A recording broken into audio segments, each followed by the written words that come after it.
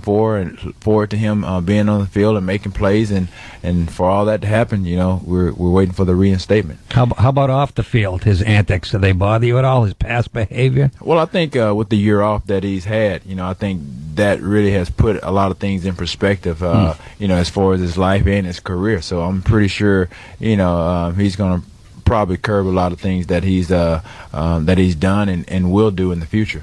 Is there anybody that Jerry Jones won't sign? Probably not. That's an honest answer, at least. Yeah. You know what? Jerry's he's a guy that he's just talking to him personally. He's gone through some hardships, and he has really just sat down and talked to me about how he got to be where he is, and it wasn't an easy road, and it was all about somebody giving him a chance. And so I think with his life experiences, he's more apt to give somebody a chance that nobody else would. Yeah. And that's all about life and what you've learned about life. They hated him in Dallas too when he first came because he gave Landry the boot. Yeah. I think there was like 1 year left on his contract. That's right. He was like, just take your hat and hit the brick, stupid. Scram. And I kind of felt Jimmy Johnson should have stayed longer. I wish he had kind of, after they won 2 back-to-back Super Bowls and then Johnson kind of left to go, play with the awful Dolphins. I think he just wanted to get away from Jerry Jones. But, all right, whatever. But I like that he brought Barry Switzer in, too, who I always like from Oklahoma. Anybody who brings a pistol to the airport, you have to be happy with that. That's what I'm saying. He was kind of a tough guy. When you were with Philadelphia, there's got to be a thing with you in Philly because you wore an Irvin jersey. He put on a Michael Irvin jersey and went out in public. That's got to be like, you couldn't have made Philadelphia people madder if you just put 2 big middle fingers on a hat and walked through Veterans Stadium. They really gave you a lot of crap for that.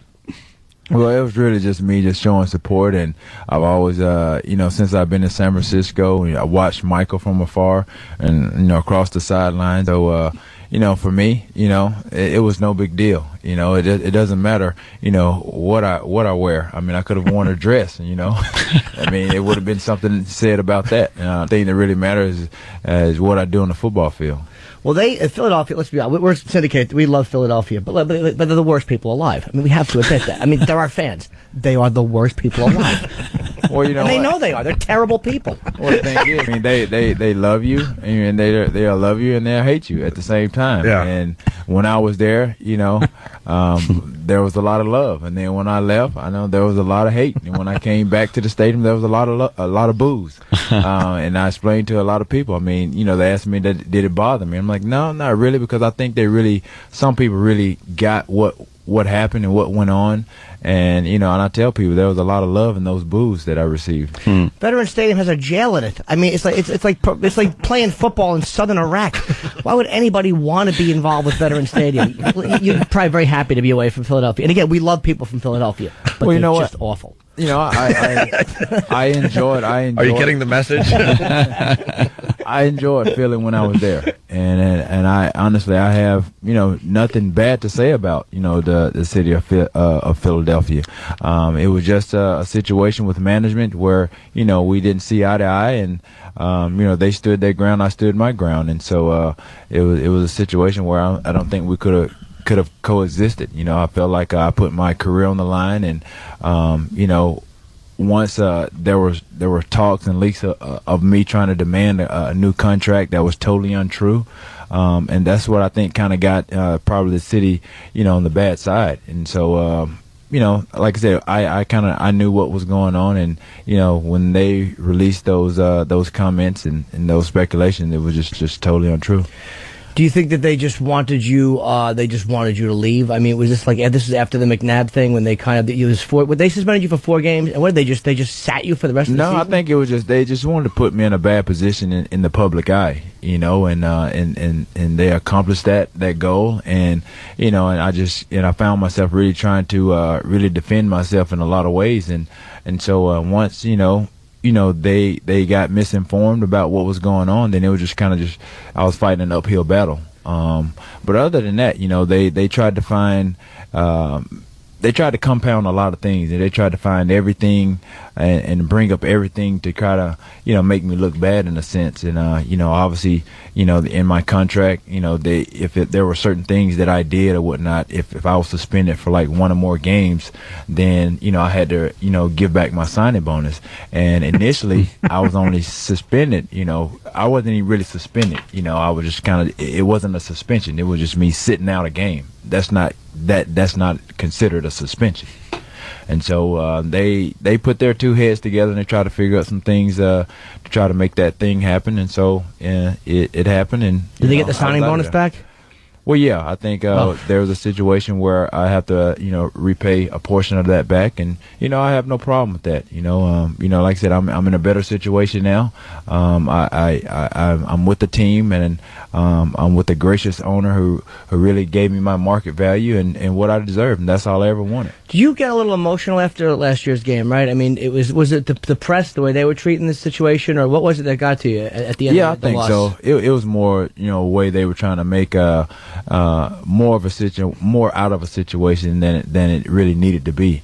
And obviously, Tony's personal life is his personal life, and if somebody I'm pretty sure if your boss gave you a break and told you to go do whatever, then I'm pretty sure you go to Tahiti or whatever, or Bahamas, Brazil. With Jessica, I'd go to Newark. Exactly. So I mean, he did what he did in his off time, and I think everybody made too much of that off time that he had, regardless of what time it was during the course of the season. It could have been in the beginning of the season or the middle of the season. I don't think what he did with his girlfriend, as far as taking time off and relaxing, getting away from football, had anything to do with the way we played that day. So sorry, Jim. Those tears you were crying were legitimate tears. I mean, I don't know what was fake about him. I mean, I didn't have any. I don't know. I know in the movies, I don't know what they put some things in your eyes to make you cry. But I think that's just me as a person, really caring about my teammate. And Tony and we established a friendship, before he even had the starting job. So I consider him a good friend, and really, he's like a brother to me. Let me ask you, because I've been a Cowboy fan for many years. It was very difficult to root for the Giants this year in the Super Bowl. But how nice was it to see the look on Brady's stupid face? Bite your tongue, you son of a bitch. I forgot you're from Boston. But how nice was it just to see them going down the toilet without that undefeated record? Wasn't that, come on, that had Honestly, to be wonderful. I didn't even watch the game. You didn't? You didn't watch the Super Bowl? I didn't even watch it. See that? I was on a date. I went to the movies. I saw the bucket list. Wow. Oh, my God. He's to the Super Bowl. It's hilarious. Yeah. You probably had like 30 seats to yourself. I thought there was a lot of people on the bucket list. Yeah. Terrell, let me ask you a question. As far as Spygate goes, do you feel like you were gypped out of a Super Bowl ring? You know what? How do you feel about that? Possibly. Yeah. Like they say, where there's smoke, there's a fire. And so obviously there was something, there has been something to it. So, they say sometimes, if you're not cheating, you're not trying. I want to go back to the Super Bowl. Why wouldn't you watch the Super Bowl? That's really interesting. I don't know. It was the first one probably that I haven't watched. I just didn't really have a desire to watch it, and I think especially just the way our season ended. I was kind of anti-football for a minute. I probably still going through my little phase of really just trying to get over the loss. And so I just. More importantly, how was the bucket list?